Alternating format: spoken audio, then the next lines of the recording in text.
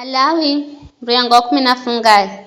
Aisraeli manakazwa masimboze sadaka hatu angine. Bwanaki na Musa akiamba nena na Haruni na anaye na Israeli osinuambe. Bwana alagiza vivi kila Muisraeli amboza sadaka zao hedu mwana ng'onzi hedu mbuzi akikalamo kambini hedu konze na akale kanda ireha mlomo wa hema la mtunganano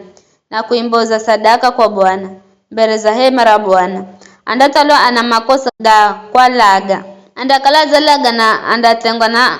akwao vivi vindakala ili Israeli mamure here Bwana sadaka mazambo zazo kolo ndani mandamre hera mlombi humlomo wa hema la mtunganano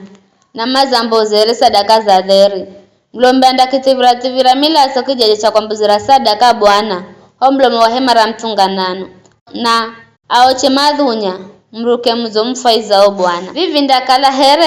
vivi ndakala ila Israeli masigambo zere sadaka kaheri majini mbuzi gao kazi hende makosi waaminifu kwangu lagizo riri ni rao na vijazi jao kare na kare ambire kila Muisraeli hedu mjena kale hangwanga nao amboza sadaka kocha hedu sadaka nyingine na kale kandere hana kuza mbozira Bwana humlomo wa hema la mtunganano andatengwa na akwao Mwisraeli yosi hedu mjena kale hangwanga nao akira milato yose ninda mkunzira uso kiza ninda mtenga na akwao ninda henda vivi kwa kukala uzima wao chumbe umo milatoni na minda mpayo milato muihumire kuzi usira dhambi zuru za choki jaje cha kwambuzira sadaka kwani milato ndo isirayo dambi mtu kwa vile naambira Israeli nininaje ni makalao hangwanga nani kamdara milato bule kila Muisraeli hedu mjeni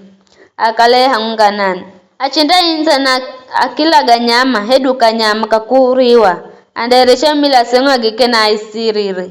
kila ndiye milaso andatengwa kwa kukala uzima wa chumbe chochosi ukaiza milaso ya kwakwe kila mtu hariho mwenyeji hedu mjeni andiye ya mufu